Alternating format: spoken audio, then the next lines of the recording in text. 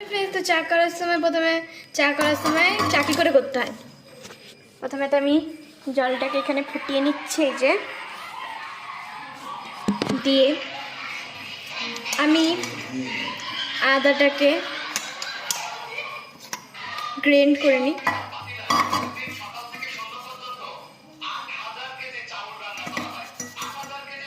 আদাটাকে অনেকটা গ্রেট করে নিয়েছি, দিয়ে আমি এখন আদাটাকে ছেড়ে দেবো।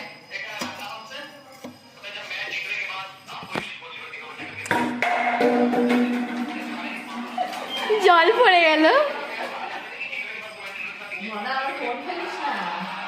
আমি আদাটাও দিয়ে দিলাম। আদা গ্রেট করে দিলে কিন্তু খুব ভালো হয়। এবার আমি একটুখানি গ্যাসটাকেও বাড়িয়ে নিচ্ছি।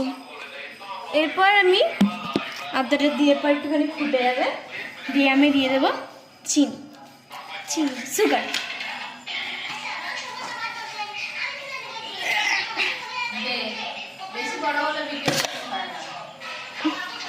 চিনিটা খুললাম আর এখন হয়ে গেছে, তো আমি দিয়ে দিচ্ছি কত বেশি না 5-6 চামচ চিনি দেবো।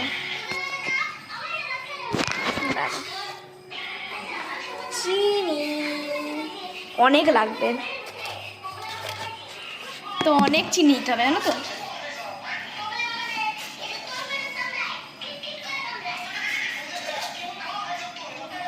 অনেক জনের আমার ভয় লাগে রান্না করতে, আমি জানি না কেন। তো এখন চিনি মেল্ট হবে।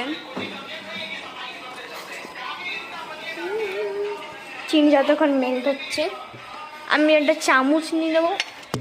বাবারে কত ভেতরে চামচটা।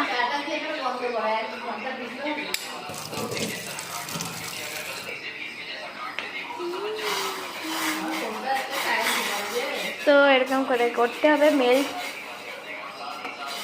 আর যেহেতু আজকে আমি রচা করব, সেই জন্যে চা পাতাকে একটু কম করে দেবো, কারণ দুধ চাই চা পাতা বেশি। তো একটু চার্জটা দেখে নি কত পার্সেন্ট হয়েছে। 57।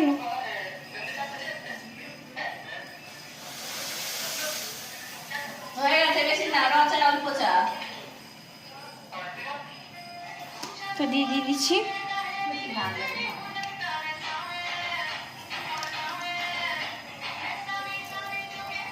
ভাগ্যিস মা দেখেনি আমার হাত থেকে চা পাতা পড়ে গেছে। আর এখন বাবা আমার গান চালিয়েছে।